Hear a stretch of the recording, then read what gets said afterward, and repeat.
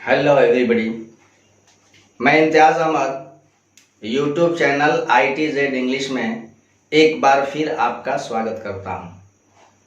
आज की short period में वर्ब सीरीज के अंतर्गत वर्ब के एक खास टाइप्स पार्टिसिपल के बारे में हम लोग विस्तार से सीखेंगे।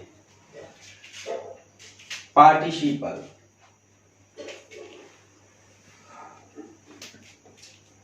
पार्टिसिपल जो है नॉन फाइनाइट की एक टाइप्स है। जी हाँ, नॉन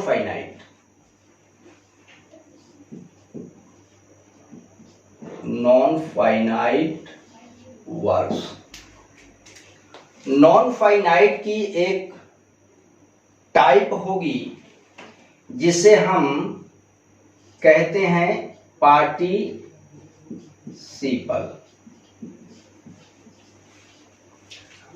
आज हम लोग समझें कि एक पार्टिसिपल वर्ब क्या होती है। एक्चुअली जिस वर्ब के अंदर एक वर्ब और एक एडजेक्टिव का फीचर होता है, लक्षण होता है, वही क्रिया हमारी पार्टिसिपल होती है। मैंने कहा कि पार्टिसिपल उस टाइप की वर्ब होती है जिसके अंदर दो क्वालिटी होती है। वह वर्ब कभी एडजेक्टिव बनेगी और कभी वर्ब बनेगी। यानी कि हमारा पार्टिसिपल जो है दो फंक्शन करता है, एक वर्ब बनता है और फिर एडजेक्टिव बनता है। और ये एडजेक्टिव जो है कैसी एडजेक्टिव होती है, तो ये वर्बल एडजेक्टिव होती है। ठीक है। अब रही बात के पार्टिसिपल्स जो होती हैं ये कितने तरह की होती हैं। पार्टिसिपल तीन प्रकार की हो जाती हैं। पहला होता है प्रेजेंट पार्टिसिपल, दूसरा होता है पास्ट पार्टिसिपल और तीसरा परफेक्ट पार्टिसिपल।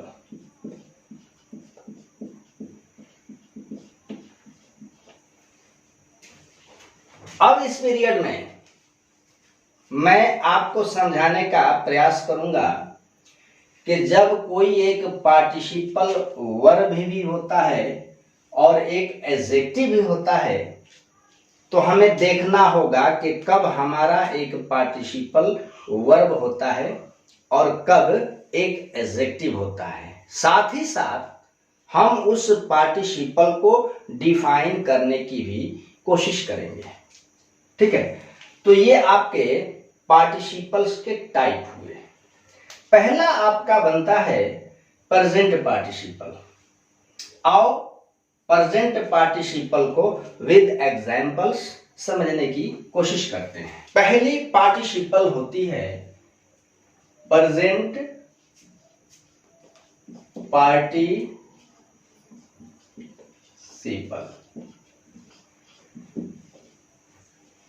ये हमारा पहला पार्टिसिपल होता है। प्रेजेंट पार्टिसिपल का मतलब हुआ verb plus ing means V4, verb का फोर्थ फॉर्म। किस रूप में यूज किया जाएगा? As a verb.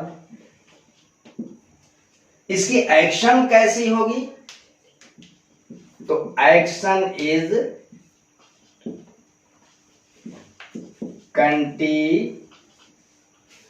कंटिन्यू। अगर किसी वर्ब के अंदर एक्शन कंटिन्यू हो और वह देखने में वर्ब हो, उसका एक्शन जो है वर्ब के जैसा हो और वो वर्ब प्लस ing से बना हो, तो वह हमारा प्रेजेंट पार्टिसिपल होता है। बिल्कुल आसान सी चीज है कि वर्ब प्लस आईएनजी होगा, उसका फॉर्म कैसा होगा तो वर्ब के जैसा होगा, एक्शन कैसी होगी तो कंटिन्यू होगी। अगर एक्शन कंटिन्यू है तो निसंदेह वह हमारा प्रेजेंट पार्टिसिपल होता है। जैसे playing, as for example playing, singing etcetera. अब मैं पार्टिसिपल को सेंटेंस के अंदर पिरो देता हूं। एग्जाम्पल है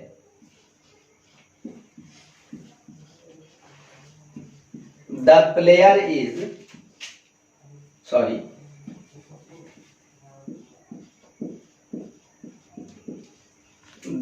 इज रनिंग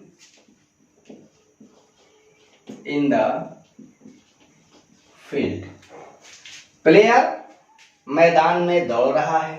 अब इस सेंटेंस में यहां वर्ब जो है ये रन प्लस आईएनजी से बना है। रन प्लस आईएनजी ये वर्ब का फोर्थ फॉर्म होती है, मीन्स ये आपका वर्ब 4 है। यूज किस रूप में हुआ है तो एज अ वर्ब हुआ है, वर्ब के रूप में। एक्शन कैसा है, प्लेयर इज रनिंग, प्लेयर दौड़ रहा है। दौड़ने की जो क्रिया है वह क्रिया कंटिन्यू है। अगर ये एक्शन कंटिन्यू है तो यही आपका प्रेजेंट पार्टिसिपल होता है ना। यानी कि वर्ब प्लस आईएनजी वर्ब के रूप में हो, एक्शन कंटिन्यू हो तो वह आपका प्रेजेंट पार्टिसिपल होता है। ध्यान रखना है कि ये रनिंग जो है एक वर्ब के रूप में यूज किया गया है। अब मैं इस रनिंग को एक एडजेक्टिव के रूप में यूज कर रहा हूं। एग्जाम्पल देखो, एग्जाम्पल है अ running dog was barking at the begging man। देखोगे बड़ी तरीके से एक ही साथ 3 पार्टिसिपल्स मैंने इस सेंटेंस में रखे हैं, है ना। अ रनिंग डॉग जो एक सब्जेक्ट है, वाज बार्किंग एट ये आपका वर्ब है, द बेगिंग मैन ये आपका ऑब्जेक्ट है। पहले आप बात करो बार्किंग की। अ रनिंग डॉग वाज बार्किंग, दौड़ता हुआ कुत्ता भौंक रहा था। अब यहां बार्किंग जो है ये बार्क प्लस आईएनजी से बना है। आपको पता है कि वर्ब प्लस आईएनजी वर्ब का 4th फॉर्म होता है, चौथा रूप होता है। अब आप ध्यान से देखो कि बार्किंग भौंक रहा था, भौंकने की जो एक्शन थी, एक्टिविटी थी वो कंटिन्यू है ना। इसका यूज हमने किस रूप में किया है तो एक वर्ब के रूप में किया है। एक्शन कैसा है तो कंटिन्यू है। अगर एक्शन कंटिन्यू है तो ये हमारा प्रेजेंट पार्टिसिपल है। ठीक है, अब आओ इस पर बात करता हूं मैं। अ रनिंग डॉग, अब यहां पर डॉग जो है एक नाउन है और इसके पहले रनिंग है, तो अब तय करना है कि रनिंग क्या बना है, वर्ब है या फिर एक एडजेक्टिव है। अगर मैं चाहूं तो इसके जैसा एक और ऊपर ले लेता हूं एग्जांपल, समझो अ टॉल मैन। ठीक है, अब मैन यहां नाउन है, टॉल जो है मैन को क्वालिफाई कर रहा है, तो ये क्या बनता है टॉल, एडजेक्टिव है। जैसे टॉल मैन को क्वालिफाई करने के बाद एक एडजेक्टिव बनता है, ठीक ऐसे ही रनिंग जो है डॉग को क्वालिफाई करके क्या बना, एक एडजेक्टिव बना। रनिंग किसको क्वालिफाई कर रहा है, डॉग। कौन सा डॉग, रनिंग डॉग, दौड़ता हुआ कुत्ता, जो कुत्ता खड़ा है बैठा है वो नहीं। रनिंग डॉग वाज बार्किंग, दौड़ता हुआ कुत्ता भौंक रहा था, है ना। यानी कि रनिंग जो है ये डॉग की क्वालिटी है।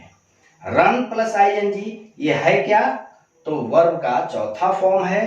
किस रूप में यूज हुआ, एडजेक्टिव के रूप में, है नहीं। यानी कि चूंकि इसकी एक्शन जो है कंटिन्यू है, इसलिए ये हमारा प्रेजेंट पार्टिसिपल है। अब आओ उस पर बात करता हूं। वाज बार्किंग एट, भौंक रहा था किस पर, द बेगिंग मैन, भीख मांगते हुए आदमी पर। यहां मैन जो है एक नाउन है। कौन सा आदमी, कौन सा, तो भीख मांगता हुआ, तो मैन की क्वालिटी क्या हुई, तो भीख मांगना। तो बेग प्लस आईएनजी बना क्या, इसको मैं हटा लेता हूं, सॉरी, ये आपका वर्ब का चौथा फॉर्म बना। भीख मांगता हुआ आदमी, तो भीख मांगता हुआ क्या बन रहा है, ये एक एडजेक्टिव है। चूंकि इसकी एक्शन जो है कंटिन्यू है, इसलिए ये हमारा प्रेजेंट पार्टिसिपल है। ठीक है। अब एक चीज और मैं बताऊं कि यही V4 कभी कभी जेरन बनता है, और जब जेरन और प्रेजेंट पार्टिसिपल की बात आती है तो हम कंफ्यूज हो जाते हैं कि ये V4 हमारा जेरन है या फिर प्रेजेंट पार्टिसिपल। एक एग्जांपल रख करके मैं इसको समझा लूं। जैसे एग्जांपल है, मैं रनिंग को यूज करता हूं, आप ध्यान दो, दोनों जगहों पे रनिंग की एक्शन जो है कंटिन्यू हुई, तो ये प्रेजेंट पार्टिसिपल है। अब यहां देखो, running is a good exercise, दौड़ना एक अच्छा अभ्यास है। कौन अच्छा अभ्यास है, तो दौड़ना। अब आप समझो कि रनिंग की क्रिया जो है क्या कंटिन्यू है, जारी है, नहीं है। ये एक्शन जो है बिल्कुल क्वाइट है। एक्शन कैसा है, शांत है। ये हमारा प्रेजेंट पार्टिसिपल नहीं है। ये क्या है, तो ये हमारा जेरंड है। ठीक है। ये रहा आपका प्रेजेंट पार्टिसिपल। पार्टिसिपल का दूसरा जो टाइप होता है वह है आपका पास्ट पार्टिसिपल। पास्ट पार्टिसिपल, थोड़े से शब्दों में समझाऊं कि पास्ट पार्टिसिपल क्या होता है और इसका यूज कैसे होता है। तो पास्ट पार्टिसिपल का मतलब होता है कि verb plus D, ED, N या ईएन, ये वर्ब का थर्ड फॉर्म बनता है। किसी भी बेस फॉर्म के वर्ब के अंत में अगर हम डी, ईडी, एन, ईएन अगर सफिक्स के रूप में जोड़ देते हैं तो वह वर्ब का थर्ड फॉर्म होता है। ठीक है। यूज कैसे करेंगे इसको, एज अ वर्ब। ध्यान रखना है कि ये वर्ब एक एडजेक्टिव ही बनेगा। अभी फिलहाल यही रखो कि इसका यूज एज अ वर्ब होगा। एक्शन कैसा होगा, तो एक्शन इज फिनिश्ड। एक्शन कैसा होता है, फिनिश्ड होता है, कंप्लीट होता है। दो तीन बातें निकल के आ रही हैं कि वर्ब का थर्ड फॉर्म, ठीक है, किस रूप में होगा, तो वर्ब के रूप में होगा।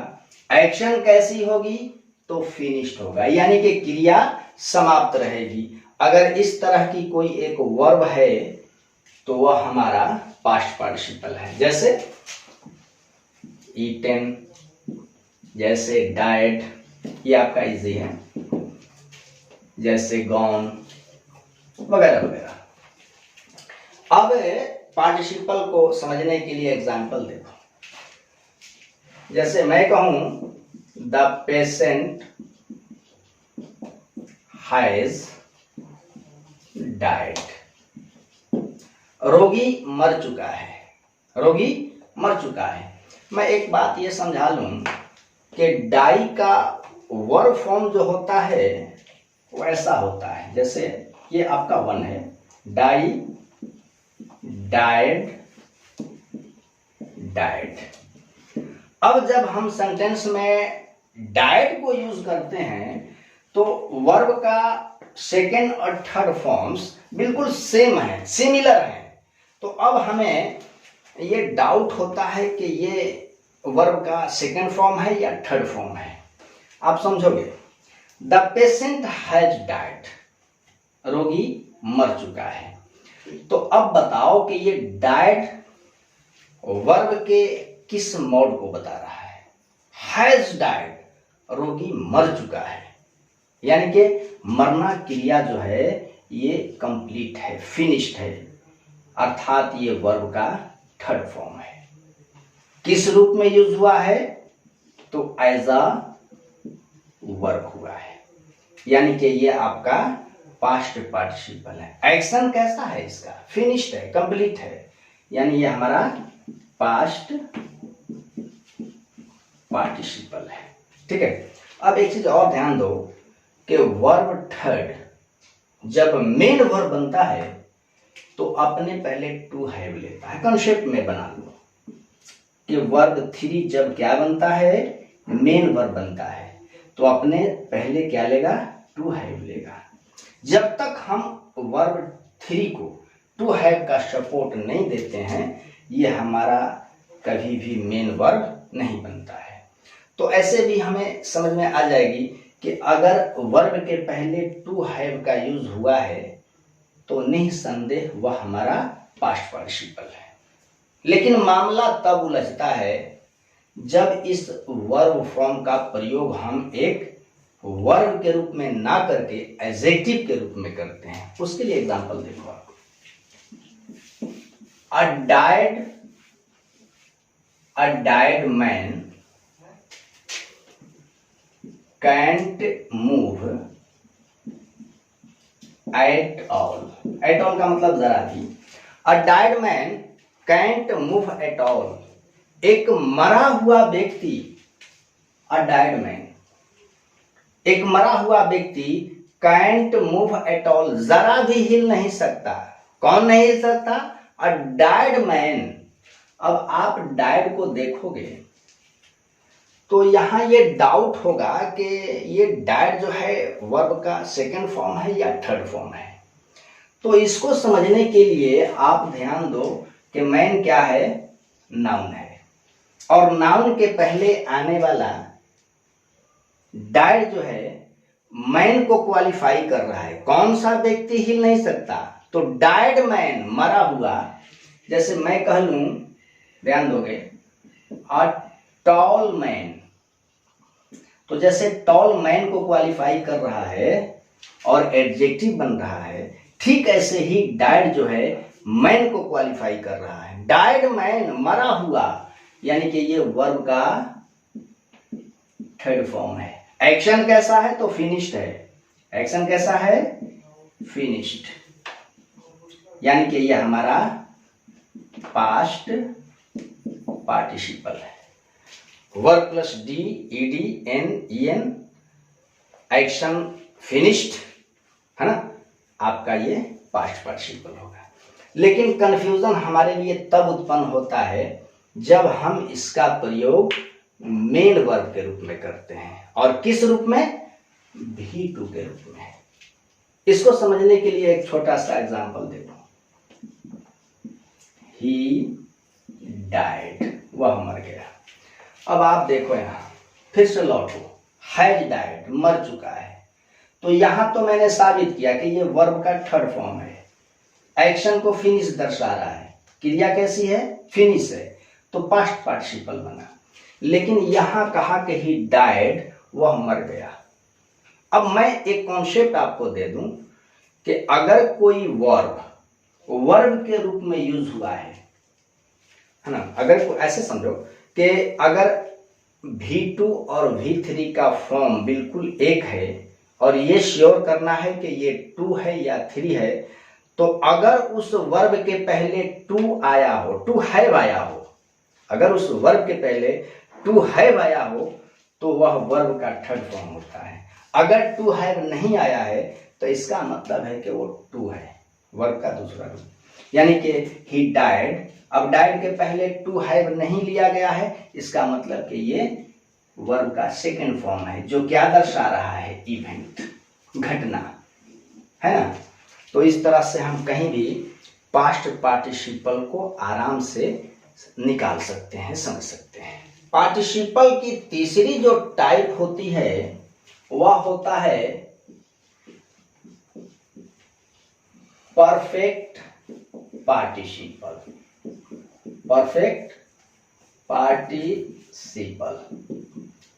अब परफेक्ट पार्टिसिपल समझो आप। An action of past, an action of past finished before an another action, है ना। an action of past finished before an another action। भूतकाल की एक ऐसी क्रिया जो एक क्रिया के पहले पूर्णतः समाप्त हो, वो आपका परफेक्ट पार्टिसिपल होती है कि नहीं। भूतकाल की दो क्रियाएं और दोनों क्रियाएं पूर्णतः समाप्त, उनमें से जो क्रिया पहले संपन्न होती है वह हमारा होती है परफेक्ट पार्टिसिपल।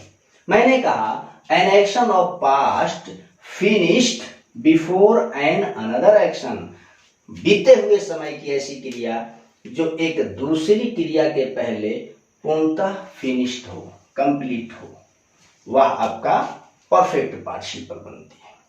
परफेक्ट पार्टिसिपल बनती कैसे है? तो एक वर्ब होता है टू हैव जो पोजीशन शो करता है, और हैव के प्रेजेंट पार्टिसिपल यानी के फोर्थ फॉर्म से हम बना लेते हैं परफेक्ट पार्टिसिपल। कैसे? हैव का चौथा रूप लेंगे हैविंग, तो अब ये क्रिया V4 हो जाएगी, और एक अगली क्रिया जो आएगी वो वर्ब का थर्ड फॉर्म होगी। अगर हैविंग प्लस वर्ब का थर्ड फॉर्म है तो वह आपका पास्ट पार्टिसिपल है ना। अब एग्जाम्पल रख करके समझो। समझने के लिए मैं एक हिंदी सेंटेंस रख लेता हूं, जैसे घर पहुंचकर उसने स्नान किया। मैंने समझाया कि भूतकाल की दो क्रियाएं, दोनों क्रियाएं समाप्त, उनमें से जो क्रिया पहले समाप्त होती है वह हमारा होती है परफेक्ट पार्टिसिपल। अब इस सेंटेंस में दो क्रियाएं हैं, एक है स्नान करना, दूसरा है पहुंचना। दोनों क्रियाओं में से पहले पहुंचना हो रहा है और पहुंचने के बाद स्नान करना, ठीक है। दोनों क्रियाओं का लगाव जो है पास्ट से है ना। अगर मान लो कि ये पास्ट है, पास्ट, तो फिर ये क्या है? घर पहुंचकर उसने स्नान किया। अगर स्नान करना पास्ट है तो पहुंचना क्या है? अगर वो पास्ट है तो ये पास्ट ऑफ पास्ट है। क्या है? Past of past. Past of past का मतलब ऐसी एक्शन, ऐसी क्रिया जो एक क्रिया के पहले पूर्णतः समाप्त हो। पहुंचना पहले हुआ स्नान करने के, तो ये हमारा क्या बनेगी? ये आपका परफेक्ट पार्टिसिपल बनेगी। मैंने समझाया कि परफेक्ट पार्टिसिपल कैसे बनती है, तो हैविंग प्लस वर्ब का थर्ड फॉर्म। अब पहुंचना कैसे बनाएंगे? हैविंग रीच्ड होम, घर पहुंचकर, हैविंग रीच्ड होम, घर पहुंचकर। अब ये सिंपल सा सेंटेंस है, ही टूक अ बाथ, घर पहुंचकर उसने स्नान किया। एक क्रिया के पहले जो क्रिया फिनिश हो जाएगी वह आपका परफेक्ट पार्टिसिपल होगा। इस सेंटेंस में हैविंग रीच्ड जो है वह आपका परफेक्ट पार्टिसिपल है। अब तक आपने मेरे चैनल को सब्सक्राइब नहीं किया तो प्लीज़ आप मेरे चैनल को सब्सक्राइब कीजिए, साथ ही साथ लाइक और शेयर कीजिए और बोल्डली कमेंट कीजिए। आपका एक कमेंट, एक लाइक मेरे अंदर एक नई एनर्जी उत्पन्न करेगी और फिर मैं इस एनर्जी के सहारे आपके लिए आगे कुछ और कर सकूंगा। फिर मिलता हूं वर्ब के अगले टाइप्स को लेकर के अगली पीरियड में। तब तक के लिए खुदा हाफिज।